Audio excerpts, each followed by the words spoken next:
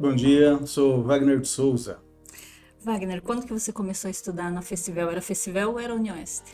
Era Festival. A data, me perdoe, mas eu não vou lembrar. Eu não fiz a lição de casa, né? Eu sei. Ah, mas já faz bastante tempo. Nos dos tempos da Festival ainda. Era Festival ainda e o Sim. curso era diurno ou era noturno? Diurno, Era diurno. diurno? Sempre foi diurno, né? Aham. Não, porque ontem a gente teve uma entrevistada e ela falou que ela estava na Festival desde 76, aí os primeiros cursos eram noturnos, eu não sabia disso. Inclusive letras era noturno. Não, não, letras matutino, diurno. Eu me formei nesse curso de letras diurno. É, o que ela disse é que era no começo, né? Nos anos 70, eu Aham. acho que as primeiras turmas, né? E qual a sua relação com a história da Festival, da Unioeste? Ah, uma relação muito boa, óbvio, né? Uma relação excelente. Haja visto que eu tive a oportunidade, né, desde aqueles idos tempos, de entrar fiz vestibular, entrei numa universidade pública, da qual eu sempre gostei muito e que tem um reconhecimento notório. Então, uma relação excelente, né, nesse sentido. Uma relação muito, muito, muito boa. E como que era a Festival quando você começou a estudar aqui? Tipo, desde assim, pensar desde a parte física, quanto os professores, os alunos, como que era viver aqui esse espaço acadêmico, o ambiente acadêmico? Diferente. Óbvio, né, demais do século XXI, de como era. Era menor, era bem menor, né, obviamente. Só tinha esse espaço, né, de onde a gente tem esse lado mais antigo da universidade. E como tal, por ser, pensar 3 décadas, né, um pouco mais atrás, nós não tínhamos, né, essa movimentação, né, que o campus tem, não tínhamos a quantidade gigantesca de alunos, né, que o campus tem, não tínhamos RU, enfim, vamos falar sério, não tinha quase nada, né? Quase sempre era pautado muito na questão só de ensino mesmo, né? Porque hoje a gente tem ensino, pesquisa, extensão, e naqueles tempos, infelizmente não, porque era assim mesmo, era até normal que fosse assim, era incipiente ainda, né? Era lá nos seus primórdios, nos primeiros momentos. Então, tinha muito por fazer, óbvio, né? Tinha muita coisa por fazer, porque eram os momentos iniciais, coisa que hoje, né, não dá nem para estabelecer uma relação comparativa, né? Tanto que mudou a forma absurda, né? Como cresceu, como ampliou, né? Daqueles tempos até os dias de hoje, né? E pensando assim, você como estudante, que hoje você é professor aqui da universidade, mas quando você era estudante, assim, claro, normalmente para um estudante ele não tem essa noção de pesquisa, de extensão, que só tinha, como você disse, só tinha ensino. Hum. Você olhando para aquele Wagner estudante, como que você via a Festival, como que... Pois então, via de uma forma muito compartimentalizada, né? Via como era possível ver naquele tempo, né? Em outras palavras. Eu era um estudante do meu tempo. Então a gente não tinha nem muito noção, essa é a dura verdade, talvez eu não devesse dizer isso, mas eu nem tinha muita noção do que seria extensão, muito diferente de hoje, né? Que a gente tem a curricularização da extensão. Hoje a gente faz isso, normalmente, eu não sei se é o termo, mas a gente faz, não é? Ensino, pesquisa, extensão, mas naqueles dos tempos nós não tínhamos. Mesmo porque, volto a frisar, ainda era muito incipiente, né? Ainda os primeiros passos, né, nesse sentido. Então, foi um começo e que gradativamente foi caminhando, né, a passos largos para o que a gente tem hoje, né, em termos de universidade pública. Mas e você, como estudante, assim, quando você começou o curso e, enfim, quando você estava frequentando, você já, assim, o que que você vislumbrava para o seu futuro, de você ser professor? O que que você pensava quando você... Pensava em terminar o curso, né? A primeira coisa, pensava em passar de ano, né? Eu queria passar de ano, queria ser aprovado, obviamente, e sim, sim, o curso, os nossos cursos, né, em sentido amplo, de uma forma geral, são para formar profissional. E era isso que eu queria, de fato, né? Mesmo porque outra coisa, acho que é importante a ser dita também, as opções também eram um número muito reduzido, né? Quantas opções tínhamos? Bem poucas, né? Mas eu sabia, gente, bom, que era exatamente isso que eu queria, né? Mesmo que tivesse o curso de medicina, eu não faria, eu faria letras, porque era de fato o que eu tinha já em mente há muito tempo, e nesse sentido eu me matriculei, fiz o curso e queria, aliás, antes mesmo, né, de ter concluído o curso, já peguei aula, já era estagiário, já ingressei literalmente na profissão, razão pela qual eu não pensava em outra coisa, né? Eu não pensei em fazer outro curso. Terminei o curso, prestei concurso, né, para o Estado, que acho que ainda chama, não sei mais, faz uma década também que eu estou fora, né, da rede, o QPM, entrei para o quadro próprio do magistério e ali fiquei também por um bom tempo. Então era exatamente isso que eu queria, né? concluir as atividades, concluir o curso, terminar o curso, me formar e dar aula. E foi o que eu fiz. Foi o que eu estou fazendo, na verdade. Você é professor de qual disciplina? Curso e... Sim, eu já estou no SECA, né? E dou aula de literatura portuguesa e literatura brasileira. No nosso caso lá a gente divide, né? Eu fico com as literaturas brasileiras 3 e 4. Ok. E como, bom, assim, falando ainda do ambiente, como que era, o curso era matutino, né? Como que era a interação com os outros estudantes, com os outros cursos, assim, que na época ainda tinha menos cursos do que hoje. Sim. Como que era isso? Ah, nem era, né? Falando com muita honestidade, não era. Ou era muito, mas muito frágil. Porque, veja, era um curso matutino. Então, todo mundo chegava de manhã, as aulas no término, né, do período letivo, todo mundo ia para casa para poder almoçar, se desse tempo, para comer alguma coisa, para lanchar e para dar aula à tarde, para trabalhar à tarde, né? E à noite, possivelmente, ia dar aula também, ia trabalhar, ia fazer outra coisa. Então, pensar nisso que a gente tem hoje de cervejada, não tinha. Que foi uma coisa ruim, devia ter tido, né? Eu me ressinto. Eu me ressinto disso. Mas, assim, pelo menos a cantina não tinha ali um ambiente onde, nos intervalos, alguma coisa assim? Tinha. Mas eu tô sendo renitente, né? Eu tô sendo repetitivo nessas questões, mas não dá para comparar realmente, né? Não tem como comparar. Imagina que a quantidade de curso mínimo e como tal, como eu disse, a gente chegava e ia para a sala de aula, né? A ideia de ensino é isso, né? A gente ia para a sala de aula, assistia, participava das aulas e ia para casa. Por razões óbvias, como eu disse, porque à tarde tinha que dar aula, né? Tinha que trabalhar, tinha que fazer alguma coisa. Então, não havia muito essa ideia que a gente tem hoje, uma interação, de fato, não existia. E, então, assim, movimento acadêmico e tal, você não participou do movimento estudantil? Não.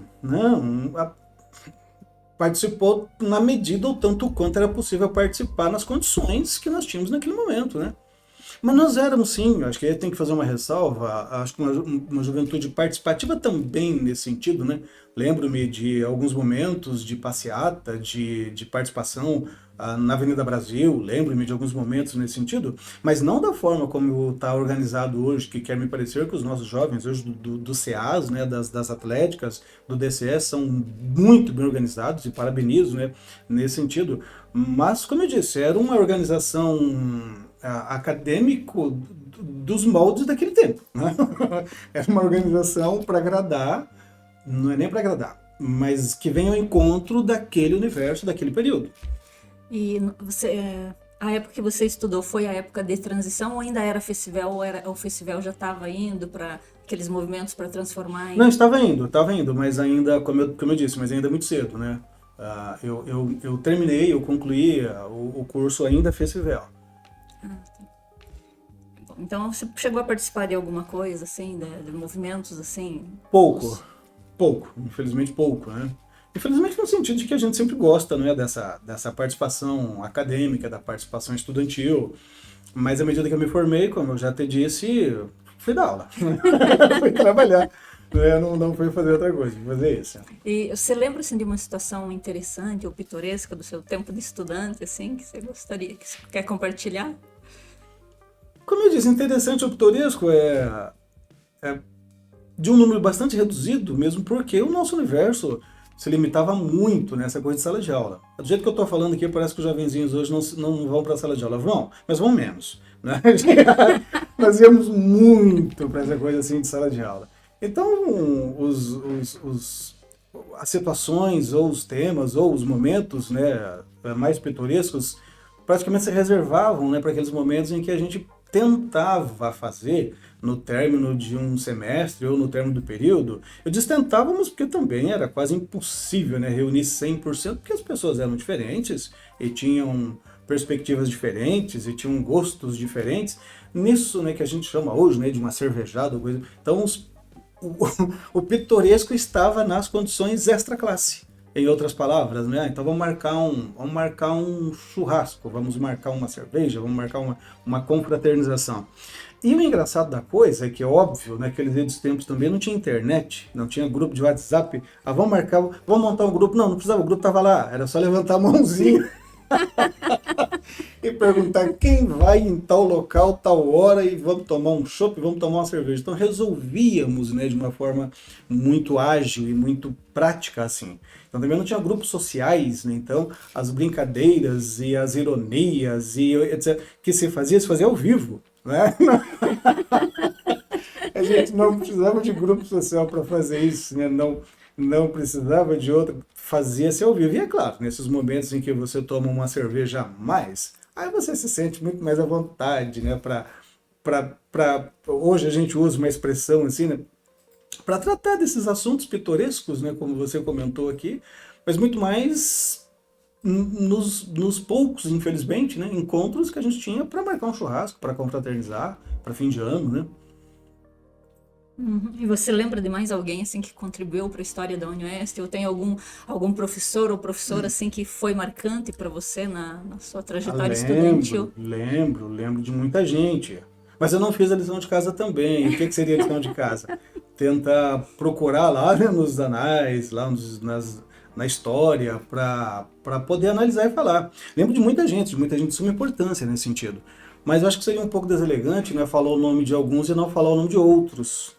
Vai que a pessoa me encontra na rua um belo dia e ainda vai me puxar a orelha nessa idade, porque eu não falei o nome dele. Aí é complicado. Aí eu acho assim, você me perdoe, deselegante, mas me lembro de pessoas que foram, assim, obviamente, de suma importância, né, na minha formação e que foram de suma importância na minha vida profissional, que me disseram, me deram, né, acho que o caminho para eu seguir, tanto que eu tô até hoje, né? Hoje deixei o ensino fundamental e médio, mas ainda continuo, né, fazendo algumas atividades de estágio, ou seja, eu nunca perdi o contato com, com os ensinos fundamental e médio. E mantenho, né, claro, meu vínculo de sala de aula aqui na instituição nesse sentido. Então, algumas pessoas são, sim, de suma importância, né? Uma importância que te faz levar a profissão até aqui. Mas eu vou pedir desculpas, mas não vou citar nomes exatamente temendo ser indelicado com aquele que eu não citei, né? Não tem problema, alguns já não estão mais por aí. É, mas Não vai vamos que puxar já ele. não sei, vai querer. Eu E, e assim, como que era o curso de letras? O pessoal, pelo menos a gente acredita que lê muito e tal. Como que era essa questão de ler, de biblioteca? Como que era isso quando você era estudante? Sim, a gente ia bastante para a biblioteca, até porque, como eu disse, não tinha outra coisa, né? Houve um tempo que existia a Barça. Houve um tempo que o livro era de papel. Houve um tempo que não tinha essa coisa assim do Ctrl C, Ctrl V, e o trabalho nascia mediante um Ctrl P, né? Houve um tempo que não existia isso, né? E houve um tempo que não existia também inteligência artificial. A nossa inteligência era a nossa mesmo, né? Ou seja, não era... A gente tinha que dar um jeito de fazer as coisas assim. Então sim, claro, claro. Mas por razões óbvias também, e porque também não tínhamos dinheiro, né, para comprar livro, sempre foi um produto muito caro, e eu acho que naquele tempo era pior ainda. Não que ele era mais caro, mas a gente ganhava menos, né? Então a questão da leitura, do estudo da biblioteca, isso era uma constante. Hoje, os jovens têm essa possibilidade, né, de ter esse acesso por meio, né, das páginas da internet, por meio dos domínios públicos. Então acho que isso facilita também a vida deles, nesse sentido, né, de não ter esse material, como eu brinquei antes, papel, né? Talvez por isso que algumas pessoas com mais tempo, com mais idade, têm essa coisa de viciar no papel, de comprar o livro físico, né? Então a gente tinha muito isso. Mas você acredita que os jovens de hoje, eles estão lendo menos? A questão do contato deles com biblioteca, com, digamos, com o papel mesmo, assim, de a leitura no livro no papel. Há diferença entre a leitura no papel e a leitura no digital. Como você vê, assim, como professor, como você percebe essa diferença? Percebo que eles leem, né? Tem o Kindle, né? Tem esses notebooks que funcionam muito bem, né? Tem esses enfim, tem uma série de tecnologias que eu entendo que são excelentes, né? Que são excelentes. Então é difícil fazer assim uma análise comparativa, até por essa questão temporal, né? Se lê mais ou se lê menos, sinceramente eu não saberia te dizer assim. Mas eu vejo que sim, que os meninos, os jovens leem bastante. Eles têm, obviamente, essa preocupação. E hoje eles têm mais dispositivos, inclusive eletrônicos, né, que dão acesso a essa leitura, coisa que depende de um livro raro, um livro que não tem mais, um livro, ou mesmo que seja um livro da moda, né, um livro do calor da hora, eles vão poder encontrar isso na internet, o que é interessante. O que é muito bom nesse sentido. Acho que sim, creio, obviamente, que estão fazendo a coisa certa, né? Estão lendo, independente de qual meio, se físico, se papel, se Kindle, se internet, enfim, lê. Uhum. E se você, pensando assim na sua trajetória acadêmica, estudante e hoje como professor, resumindo numa palavra tudo isso, que palavra você escolheria ou numa frase? Legal. E você deseja Não, acrescentar? imagina, é realização, né? No meu caso, eu posso dizer claramente, assim, se me permite, é realização de um sonho. Vou usar uma frase bonita. Eu estou onde eu queria estar. Eu estou onde eu queria estar. Sempre quis estar aqui. Fui para o mestrado, fui para pós, coisa e tal, e voltei aqui. Então eu estou onde eu queria estar. Que bom, que bonito ouvir Só isso, hein? viu? Esse eu aprendi em casa. Essa... Bom, Wagner, eu agradeço pela sua presença aqui, pela sua participação e colaboração nessa entrevista e nesse projeto de 30 anos da Unioeste. Muito obrigada. Eu agradeço bastante a você e a todos. Obrigado.